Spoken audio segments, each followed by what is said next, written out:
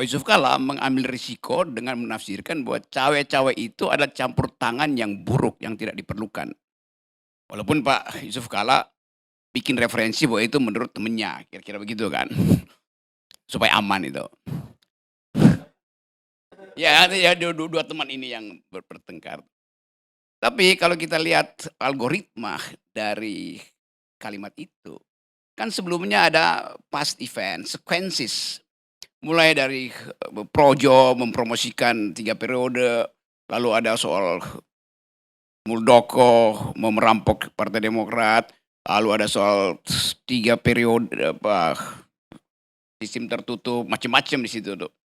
Nah, orang tidak mungkin merumuskan sesuatu di luar grammar itu.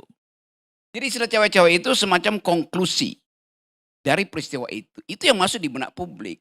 Jadi publik menganggap, oh cawe-cawe akhirnya diakui oleh Presiden Jokowi sebagai dia mau main curang. Kan dari awal kecurangan itu kan diperlihatkan pelan-pelan tuh. 3 periode ngapain? Presiden juga bilang, enggak itu keinginan dari relawan Projo. Ya tentu karena relawan Projo menganggap Jokowi ingin 3 periode. Kan dalil itu bisa kita tangkap dengan baik itu. Yang terakhir sebetulnya kenapa cawe-cawe itu muncul, karena Jokowi nggak punya lagi peralatan untuk memastikan siapa yang akan dia bebankan dengan legacy dia, kan nggak ada. Oleh karena itu dia turun sendiri akhirnya kan. Orang-orang yang dia suruh untuk main curang udah nggak ada tuh. Maka dianggap kalau begitu gue sendiri yang turun lapangan. Saya mau cawe-cawe, saya tidak netral. Terjemahannya di dalam Wikipedia artinya saya mau main curang. Itu psikologi terbalik yang akhirnya diucapkan oleh Jokowi kan. Kan dia mau andalkan Prabowo juga dia nggak percaya tuh. Kalau dia mau andalkan Prabowo dia bilang aja, saya udah nggak urusan. Saya nggak akan campur tangan, ikat tangan saya. Supaya tangan saya nggak kemana-mana. Tetapi Jokowi masih menganggap bahwa dia masih kesel pada Ibu Mega karena Power Ranger-nya itu dirampas oleh Mega tuh. Dia kehilangan power sebetulnya.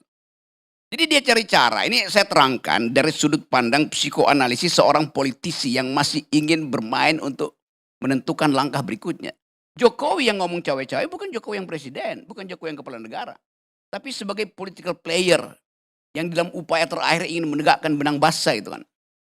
Jadi itu frustrasi sebetulnya tuh. Kalau kita lihat secara psikoanalisis, Jokowi ada dalam frustrasi mau ngapain.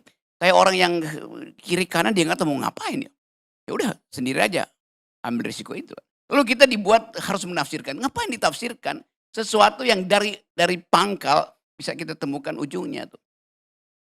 Lalu ya pastilah adik akan ya ada yang sukses karena itu sukses itu mesti dia wariskan. Ya coba apa misalnya nikel, iya hilirisasi, iya tapi orang nggak bicara hilirisasi. Orang bicara di hulu proses menemukan izin usaha itu demokratis apa enggak. Jadi dari awal air kotor itu, soal nikel udah kotor. Nah itu bisnis yang tidak dihasilkan melalui kompetisi fair itu. Ya 3-4 orang yang dapat lisensi itu kan. Memang outputnya adalah green, tetapi di atasnya itu adalah kotor. Kan itu dipersoalkan oleh Uni Eropa misalnya. Anda bilang, Anda klaim aja output Anda adalah green. Iya, tetapi di ujung itu Anda peroleh tidak dengan cara demokratis. Enggak ada kompetisi yang sehat di situ. Soal itu kan. Tetap itu adalah mainan dari 3-4 orang sebetulnya tuh. Itu yang dipersoalkan oleh anak muda Eropa. Anak muda Eropa lebih tajam dari PSI itu. Karena mereka tidak melihat hilirnya, dia mau persoalkan hulunya bagaimana. Ini tuh dasarnya tuh. Nah soal begituan juga, kalau diucapkan, dibongkar, maka dianggap, oh kalau begitu Jokowi cawe-cawe dalam upaya untuk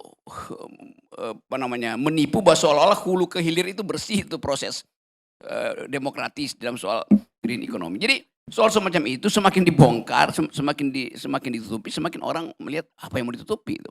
Nah saya balik lagi pada soal sekarang tuh. Pak Jokowi ada di dalam kegelisahan.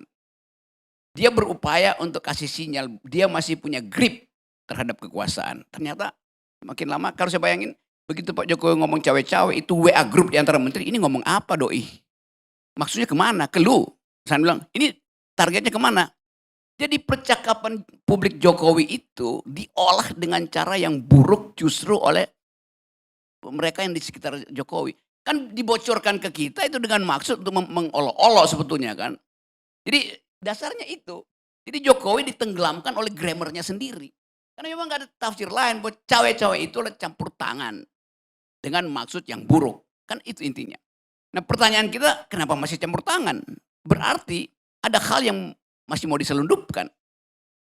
Kan yang kita sebut sebagai kepekaan millennials, kepekaan emak-emak, kepekaan publik itu di situ dasarnya tuh. Lalu orang bilang, ya kalau nggak cewek-cewek ngapain Gibran masih disorong-sorongkan supaya masih jadi faktor. Jadi semua peralatan Jokowi ingin dia pakai di hari terakhir atau di ujung kekuasaannya. Itu namanya cawe-cawe. Mudah sekali, jadi ya udahlah. Buat saya hal semacam ini sekedar menunjukkan bahwa problem kita hari ini hanya karena dadakan Ibu Mega mengambil keputusan yang membuat Jokowi bingung. Lalu Jokowi mau lakukan semacam vendetta pada Ibu Mega tuh. Oke, gue mau cawe-cawe tuh. Yang paling tersiksa pasti Ganjar atau Megawati. Cawe-cawe apa tuh? Pasti bukan cawe-cawe untuk membela Ganjar, kan nggak mungkin. Itu kan udah selesai kan. Power Ranger-nya udah pindah kok. Mainan Jokowi adalah Ganjar. Pada Ganjar dia investasikan seluruh moral masa depan bangsa ini. Tiba-tiba dalam satu momen yang agak misterius, si Power Ranger ini jadi mainan Ibu Mega sekarang. Dan ternyata di tempat Ibu Mega juga nggak ada power dia. Sang Power Ranger. Lalu Jokowi bilang, dalam hati dia bilang, udah dibilangin sih mending sayang asuh Power Ranger itu tuh. Tetapi itu udah nggak ada lagi, momentum itu udah hilang tuh. Maka orang-orang yang lain, Ade Armando segala macam masih menganggap bahwa Ganjar itu Power Ranger-nya Jokowi yang dihadiahkan pada Ibu Mega. Enggak, Ibu Mega rampas, itu bukan hadiah, dirampas dari tempat mainannya Jokowi. Dia di hostile take over, itu soalnya tuh. Dan itu ada bekas pada Pak Jokowi itu. Kok mainan kesukaan saya dirampas ya? Itu dasarnya itu kan. Maka terlebitlah psikologi, oke kalau begitu saya akan balas dendam tuh. Diam-diam. Segala macam cara dibikin. Tapi di ujungnya dia lihat juga, ya susah juga cara balas dendam. Walaupun dengan segala macam peralatan, Mahkamah Konstitusi dipakai, Mahkamah Agung dipakai, KPU bakal dipakai, nggak ada caranya. Dia nggak yakin bahwa peralatan yang dia punya itu masih bisa dia kendalikan. Maka dia akhirnya lakukan sendiri psikologi itu. Jadi terbaca betul bahwa Pak Jokowi memang nggak ngerti etika politik. Mestinya dia bilang aja. Saya usulkan, Pak begini Pak Jokowi, ini masih ada 4 bulan sampai bulan September tuh. Coba Anda setiap 2 minggu kasih pidato public address. Dengan menyebutkan, saya akan mengucapkan pidato berseri 8 kali tentang masa depan bangsa ini tuh. Tanpa semacam sensasi bahwa dia akan mengendalikan politik. Itu lebih bermutu tuh. Supaya dia mempersiapkan diri jadi Pandito Ratu sebagai pertapa nanti itu kan. Yang paling bagus adalah Gibran. Gibran udah bilang, pulang aja ayah tuh. Mending main dengan cucu-cucu tuh. Karena mainannya dia udah dirampas Ibu Mega. Jadi balik lagi pada main dengan cucu-cucu. Kan itu intinya tuh. Jadi kita tahu bahwa psikologi itu mengganggu Jokowi. Dia kehilangan mainan.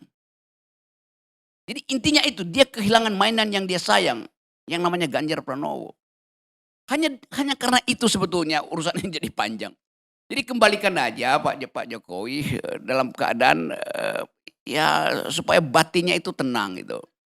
Coba dia jangan lagi dikelilingi oleh buzzer atau oleh relawan, dikelilingi oleh psikolog aja. Itu lebih bagus buat beliau tuh. Makasih.